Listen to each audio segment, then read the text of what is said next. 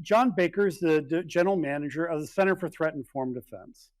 We know that many of the projects that his organization creates are widely used by the attack community, so we've invited him to join us here on the stage today to talk about what they've been up to.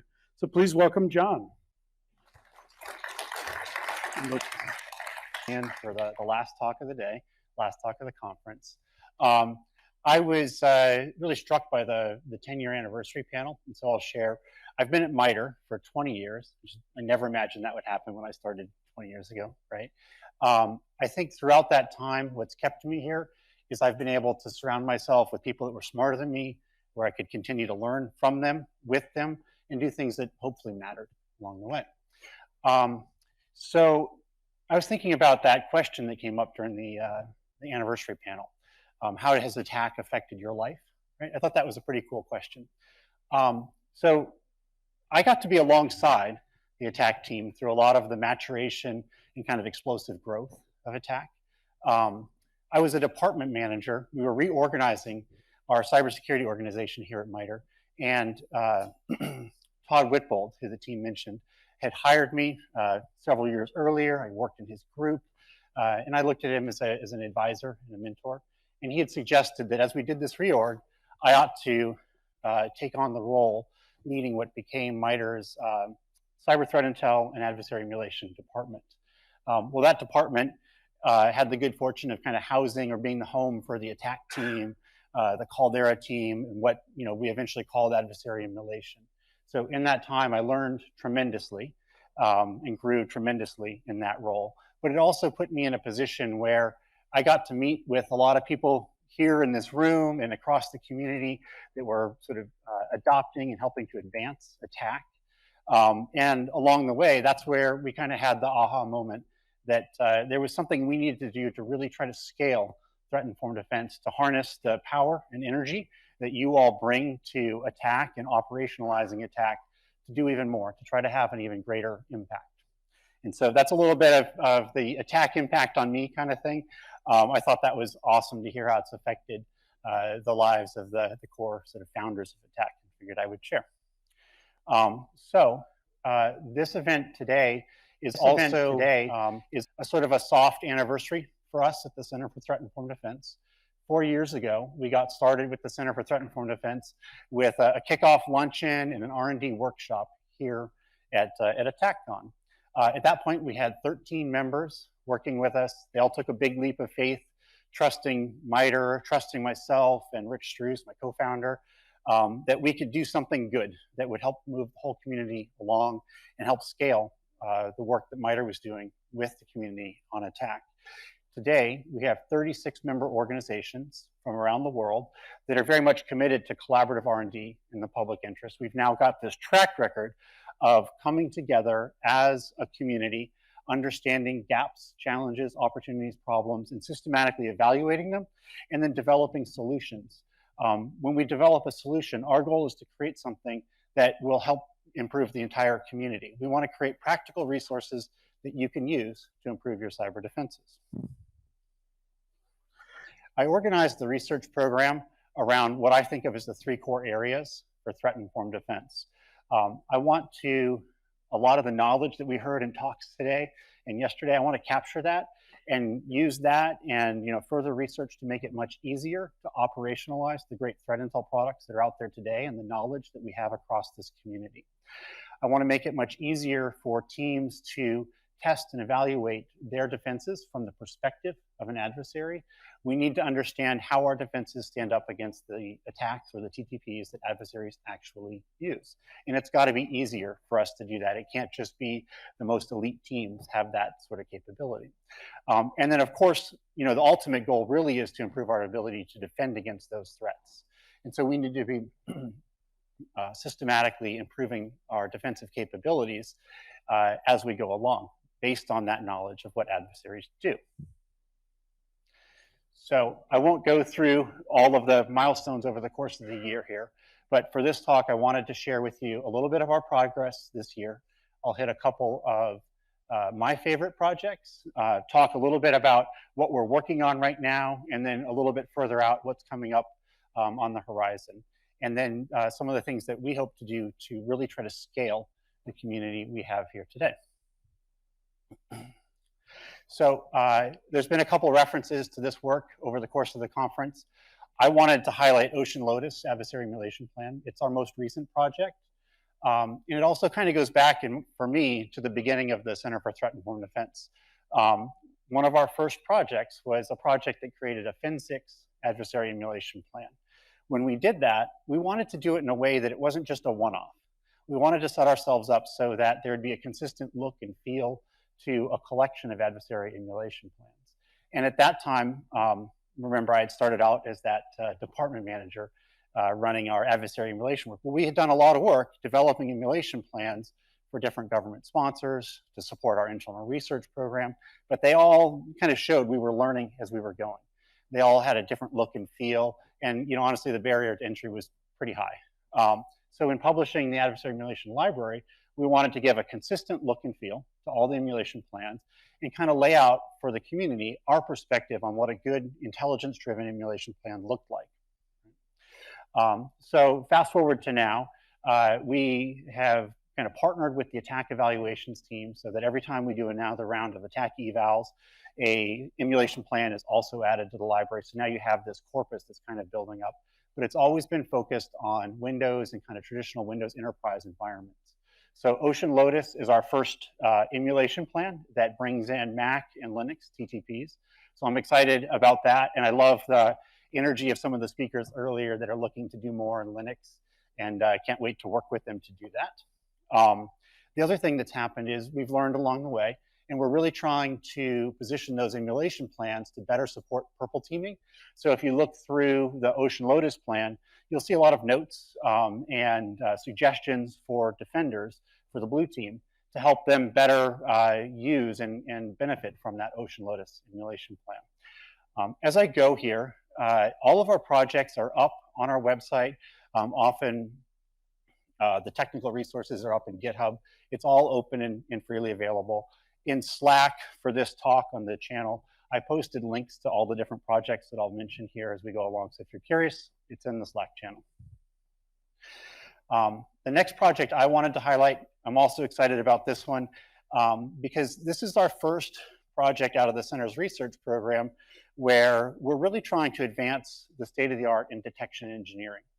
So with Summiting the Pyramid, what we've tried to do is help all detection engineers benefit from the high-level expertise of really sophisticated detection engineers that are adept at writing robust detections. Right? I want to make it much easier for every detection engineer to write detections that are resilient and difficult for adversaries to evade. So because we're a research program, everything kind of starts with a problem. So you see this triple fairly frequently throughout our publications. What's the problem we're trying to solve? It's too easy for adversaries to avoid or sort of circumvent many common detections today. We found that in several of the open source repositories, there's a tremendous amount of knowledge and capability that's mapped back to MITRE ATT&CK, and that's great. But when you look closely, we find that a lot of those detections end up linking to rather ephemeral items like file names or hashes. And it's great, we can understand now we have evidence of a behavior occurring, but that becomes really easy for an adversary to evade.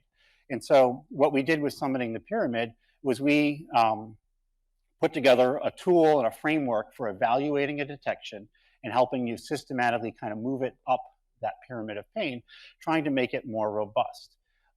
Like a lot of research, as you go along, you learn, you have ideas for more, what you can do next, or how you would have done it differently the next time. So with summiting, one of the things I love is we benefited from, I think it was 6 different organizations very actively helping us shape and develop this project. And several of those have actually fielded capabilities in commercial products as a result of that research. And there's several security teams now that are actively using summiting to improve their detection capabilities. So it feels like a big win to know that we created a resource that shortly after it was published is integrated and is actually improving defenses. So that's a nice milestone for us and feels good, right? But what's awesome is that we now have a whole pile of ideas to take this and start to automate the Summiting the Pyramid methodology, to take it out to other platforms as we go. So with that, I'd say stay tuned for more with Summiting the Pyramid. Over the next few months, or 6 months or so, you'll start to see some significant updates there as well. So I wanted to share briefly a little bit about what we're doing right now.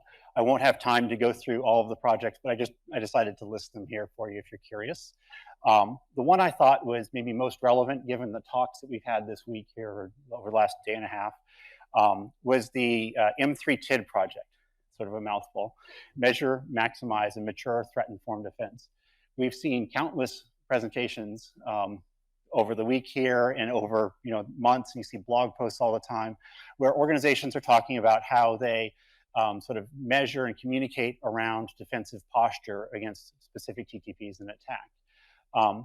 There's a ton of silos of knowledge and ideas and expertise out there, but to date, no one has really kind of brought that information and that knowledge and expertise all together in one place to help the whole community understand best practices for measuring and maturing your threat-informed defense. As an idea here, one of the common things I'd love to get us away from, you see heat maps that are driven by the number of detections for a given TTP. And I guess that's a way to measure, but that's not really an effective way to measure your coverage for that particular technique. I'd love to get the community beyond that. So, vendors and security teams never have to result to just counting detections as a way to say, I have great coverage or not for a given TTP. So if we're successful with M3TID, you'll all have a resource and you'll be able to tell us how we got it wrong and how we can make it better to build upon to measure and mature your threat-informed defense. So jumping ahead here, we have a pretty healthy pipeline of projects. As I said, we're always bringing in new ideas. ATT&CKcon for me is an awesome venue because I hear all of your ideas, I hear about what you guys are doing, and it just kind of fuels this engine that we run within the Center for Threat-Informed Defense, where we take those ideas in and we systematically evaluate them. And some of those turn into projects, and then sometime later they turn into resources that we publish for the whole community. So I wanted to spend a minute just sharing a little bit of my vision or our vision for attack flow.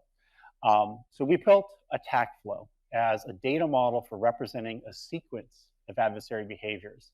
So my goal with attack flow was to basically say, yes, you should absolutely measure your defensive posture against the attack matrix. That's great. But it's also important to start to think about how adversaries actually use sequences of behaviors in an attack. And when we think about defensive posture, we should be thinking about how we defend against that sequence of behaviors in an attack. And so we have a data model now with a sort of web application builder that allows you to build attack flows and some tools to allow you to visualize flows. Ultimately, if you kind of think back to that threat-informed defense triangle that I had up there earlier, throughout that cycle, I want to see attack flow create a much more robust dialogue so that an incident response team can document an attack and share an attack flow with an intel team.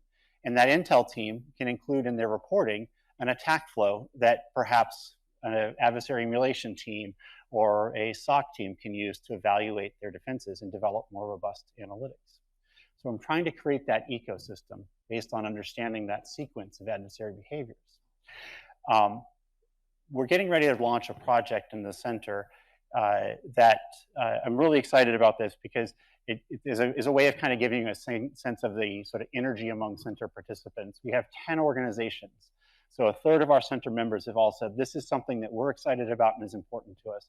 They're going to come together and work with us on a project that aims to collect and analyze sets of flows. Sort of the research hypothesis for this project is that we can take a set of flows and we can use that corpus to help us predict what the next technique might be in threat hunting. So if you have 2 or 3 techniques and you have a whole corpus of what adversaries have done in the past, I want to see if you can use that to then say, all right, based on those 3 techniques, what might I see next? Or based on those 3 techniques, what most likely happened before that? I want to bring some automation there. And in my mind, this is a way that we can start to help advance all threat hunting teams by creating this and publishing this as an open resource that anybody can take and use. It's a research project, so there's risk. It's not certain that we'll succeed, but I'm fairly optimistic that with the folks that we're working together with in the center, we'll be able to create an impactful resource there. The other thing I wanted to say is just as we move forward here with the center's research program, kind of looking further out on the horizon, together with you and our center members, I think that we've built a platform for trying to advance threat-informed defense for the whole community. And so what really guides us is that core mission. We're a research organization, so we want to continue to do research into new and emerging areas. We're looking into standing up a whole focus area on secure AI, leveraging the knowledge and experience we have within the attack community to help us understand threats against AI systems and use that knowledge to red team AI systems, to develop mitigations to protect those AI systems, as an example. We have work going right now building a library of insider threat TTPs. There's an opportunity for us to sort of expand on that knowledge for the whole community and create a community resource there that helps us not just understand the TTPs, but how do we emulate and defend and mitigate those TTPs. So as we go forward, I see a ton of opportunity for us working with you and our center participants to advance threat-informed defense. And everything that we do, we're really trying to take that threat-informed perspective and apply it to these different areas. I said earlier, what motivates me and has kept me going through my time at MITRE is this focus on impact.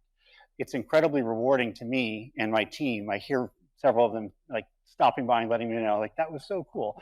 We just saw how, you know, that team is using top attack techniques for threat hunting. Those sorts of things are incredibly motivating and rewarding, and it's honestly what drives a lot of our center participants in continuing to support the research. So we need to continue to publish foundational resources. When we're doing well, we enable innovation across industry. When I look at our published work, I think we have 28 published projects today. There's absolutely an opportunity to make that work a lot more accessible.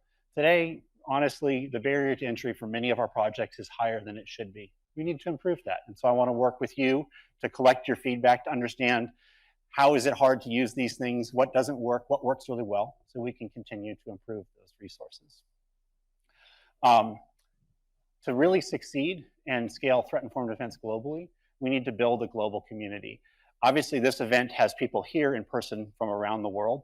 I'm incredibly impressed by some of the folks that traveled from Singapore and, you know, basically the opposite side of the world to come join us. It's awesome. I love the dedication. But we need to create venues like this where practitioners can get together in other regions and share knowledge and help advance the threat-informed defense community together. So for the last several years, I've partnered up with Freddie de Jure and the Cybersecurity Center in Belgium to run the EU Attack Community Workshop. So that's coming up again. We have the dates held for late May in 2024. In between now and then, I'm trying to build an Asia-Pacific flavor of that attack community workshop. So think short micro talks coming together, non-pitch kind of style, but practitioners sharing their knowledge with each other with an effort to build community in that area and continue to advance threat-informed defense. I would just put a shameless plug. If you are interested in helping to build out that Asia-Pacific community, I absolutely need help.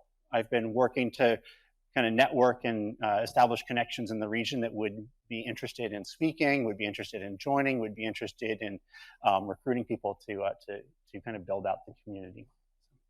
Feel free to reach out. Please do. So I said earlier that one of the challenges we had was trying to figure out how to really scale the work that we do around attack and in threat-informed defense. When I was that department manager, you know, frankly, that was a lot of my job. The team was awesome, obviously, and I felt like I was in a position needing to try to advocate for resources and try to figure out how do we scale this thing? How do I help support the team grow attack and have the impact that it's had to date? That was one of our core goals, as I said, in creating the Center for Threat-Informed Defense.